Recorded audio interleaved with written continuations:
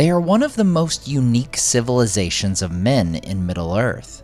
While they would share their deepest ancestry with the Edain, they would come to be distinct and removed from much of the world. And in some of Tolkien's writings, they even have magic of their own. Today on Nerd of the Rings, we cover the history of the Drúedain. After the men of Middle-earth woke in the far eastern lands of Hildorian, many would travel to the west. Among these are not only the men who would become the Edain, but also the Drúedain.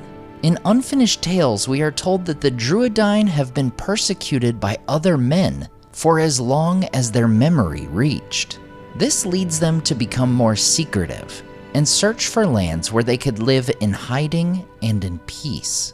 According to the Gondorians, during these ancient days of the First Age, the Drúedain would come from south of Mordor, then turn north into what would become the lands of Ithilien, becoming the first to cross the Anduin. They would settle both to the north and south of the White Mountains, in what would later be Gondor. It is during these early years that the Drúedain would likely carve the stone statues at each turn of the winding road to Dunharrow. Thousands of years later, we would see what remains of these statues when the Rohirrim assemble at the refuge. At each turn of the road, there were great standing stones that had been carved in the likeness of men, huge and clumsy-limbed, squatting cross-legged, with their stumpy arms folded on fat bellies. Some in the wearing of the years had lost all features save the dark holes of their eyes that still stared sadly at passers-by. The riders hardly glanced at them. The Pukel-men, they called them, and heeded them little. No power or terror was left in them, but Mary gazed at them with wonder and a feeling almost of pity as they loomed up mournfully in the dusk. These statues, called the Pukel-men by the Rohirrim, were a mystery to the Horse Lords. They not only predated the kingdom of Rohan, but even the Númenóreans coming from over the sea. It was only when Merry meets Ghân-buri-Ghân during the War of the Ring that he makes the connection of the resemblance. But there would be other tales of the Drúedain long before the Third Age, and in lands far away. Hundreds of years into the First Age, the Drúedain have been repeatedly attacked by Easterlings, who had fallen into the service of the Dark Lord. Around this time, a group of a few hundred Drúedain migrated to Beleriand. They would come into Osiriand, along with the Haladin, the second house of the Edain. Eventually, they and the Haladin would come to dwell in the forest of Brethil. In a footnote of Christopher Tolkien's, he mentions that a few of the Drúedain lived in the household of Húrin in Dor-lómin. And indeed, it was Tolkien's intention to eventually transform the character of Sador into one of the Droog. It is likely during these years that the elves would come to know of the Drúedain, though they initially called them only Drú, a Sindarin version of their name for themselves, Drugu.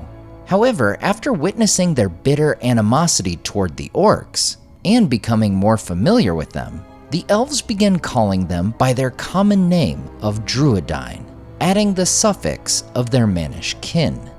The Drúedain are described as being shorter in stature, with an average height of 4 feet. While they are unquestionably men, their build and endurance is most similar to that of the dwarves.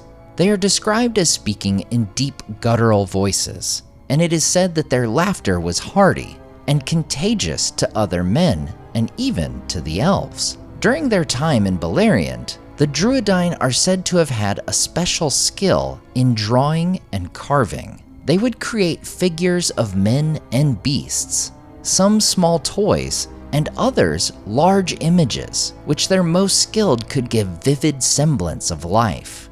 Among the most chilling of these were statues of orcs, which would be set upon the borders of their own lands. The orcs were made to look as if they were fleeing while shrieking in terror. Like their kin in the east, they would also carve stones depicting their own, The most notable of these were set at the crossings of Teglin, depicting a larger-than-life Drúedain squatting upon the body of a dead orc. The orcs, for their part, feared these statues and hated these men they called the aegeri, who they believed to possess magical powers.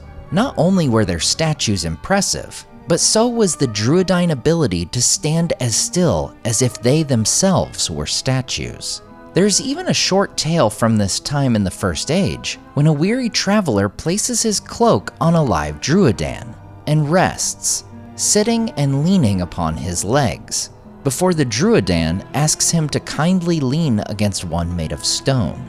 But perhaps the most incredible story of the Drúedain comes in the form of the faithful stone, giving us a glimpse of a First Age legend of magical powers. In this tale, a Drúg named Agan is a great friend of a man of the house of Haleth and his family. When Agan must leave to help heal his brother, he sets a watchstone at his friend's house. He lays his hand upon the stone and transfers some of his power to it. Agan returns from his journey to find Barak's family safe, though they had come under attack by orcs.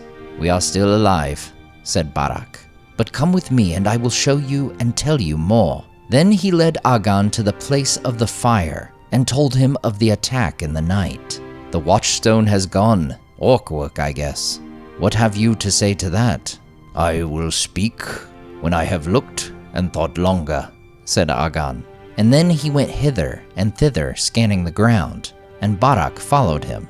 At length Agan led him to a thicket at the edge of the clearing in which the house stood.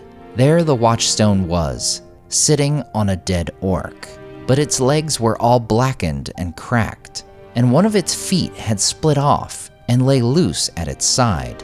Agan looked grieved, but he said, "Ah, well, he did what he could, and better that his legs should trample orc fire than mine." Then he sat down and unlaced his buskins, and Barak saw that under them there were bandages on his legs. Agan undid them. "They are healing already," he said. "I had kept vigil by my brother for 2 nights, and last night I slept. I woke before morning came, and I was in pain, and found my legs blistered. Then I guessed what had happened. Alas, if some power passes from you to a thing that you have made, then you must take a share in its hurts." Of course, we know that in time, Morgoth would completely overtake the northern lands of Beleriand. In the carnage, the Drúedain of Brethil would be reduced to just a few families, who would find refuge at the mouths of Sirion, the very place where Elrond's parents would do likewise. At the end of the First Age, when the Edain are rewarded with the island of Numenor, the Drúedain of Beleriand are also permitted to join them. Thus, their numbers increase on the Great Island Realm. As the Second Age dawns, the Drúedain in the east continue to be attacked by Easterlings, so much so that they are driven away from their homes. The survivors take refuge in the Drúedain forest in Anórien and in the Drúwaith Iawr, west of the White Mountains. Over a period of thousands of years, Númenóreans would gradually lose their way. Among their wrongs is the deforestation of large portions of Eriador. However, we are told they would not go so far south as the Drúedain lands to harvest lumber, out of fear of the Drúedain. Meanwhile, the Drúedain living in Numenor begin leaving the island and coming to the shores of Middle-earth, for they foresaw the evil to come. In fact, by the time of the downfall, there were no Drúedain left on the island realm.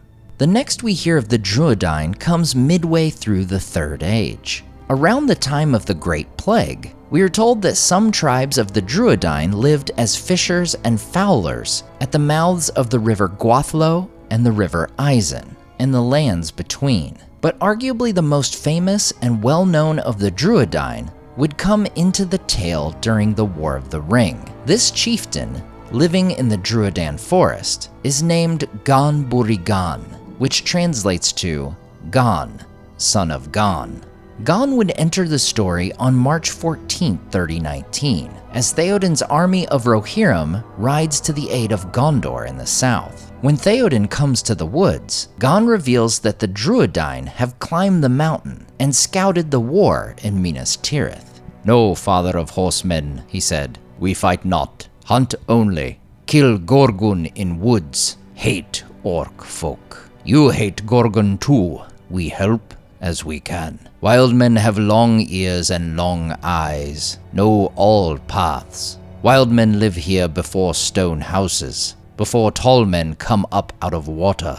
But our need is for aid in battle," said Eomer. "How will you and your folk help us?" "Bring news," said the wild man. "We look out from hills. We climb big mountain and look down. Stone city is shut. Fire burns there outside. Now inside, too. You wish to come there? Then you must be quick. But Gorgun and men out of far away," he waved a short gnarled arm eastward, "sit on horse road. Very many, more than horsemen." Here we see that not only does Ghân know that fires burn both outside and now inside the city, but also there is a force of Gorgun, that is orcs, blocking the road the Rohirrim would take to get to Gondor. As Eomer and Theoden begin to voice their concern and need for haste to one another, Ghân proclaims, "Let Ghan-buri-Ghan finish," said the wild man. "More than one road he knows. He will lead you by road where no pits are, no Gorgun walk, only wild men and beasts. Many paths were made when Stonehouse folk were stronger. They carved hills as hunters carve beast flesh. Wild men think they ate stone for food. They went through Drúedain to Rimon with great wains. They go no longer. Road is forgotten, but not by wild men. Over hill and behind hill, it lies still under grass and tree, there behind Rimon and down to Din, and back at the end to Horsemen's Road. Wild men will show you that road. Then you will kill Gorgun and drive away bad dark with bright iron, and wild men can go back to sleep in the wild woods." Thus Ghân offers to lead the Rohirrim through the forest on the long-forgotten road. As for his reward for giving aid, Ghân says, "Dead men are not friends to living men, and give them no gifts," said the wild man. "But if you live after the darkness, then leave wild men alone in the woods, and do not hunt them like beasts anymore. Ghan-buri-Ghan will not lead you into trap. He will go himself with father of horsemen, and if he leads you wrong, you will kill him." No doubt the most attention-grabbing part of this statement is the implication that the Rohirrim may have hunted the Woses in some form or fashion. Whether this was a recent wrong or a more ancient evil, a work of malice or tragic mistake, we can only guess. Of course, Ghân and his people lead the Rohirrim through the forest, avoiding the orc force and bringing them with speed to Gondor. At their parting, Theoden says to the chieftain of the men the Rohirrim call the Woses, "Once again I thank you, Ghan-buri-Ghan of the woods," said Theoden. "Good fortune go with you for tidings and for guidance. Kill Gorgun, kill orc folk." "No other words, please, wild men," answered Ghân. "Drive away bad air and darkness with bright iron." "To do these things we have ridden far," said the king, "and we shall attempt them. But what we shall achieve, only tomorrow will show." In his parting words, Ghân notes that the wind is changing, and never would any rider of Rohan see one of the Drúedain again. As we know, the Rohirrim would do their part to defeat the Gorgun and see the downfall of Sauron. Following the War of the Ring, High King Aragorn decrees that the Drúedain forest belongs solely to Ghân and his people, and that no one may enter their domain without Drúedain permission. The Drúedain, or Woses, are one of the more mysterious and interesting peoples of Middle-earth. Piecing together their history from not only The Lord of the Rings, but also Tolkien's unfinished tales and small legends, only makes them all the more compelling. A people too often wronged, fierce enemies of the orc, and above all, a noble people against the armies of darkness.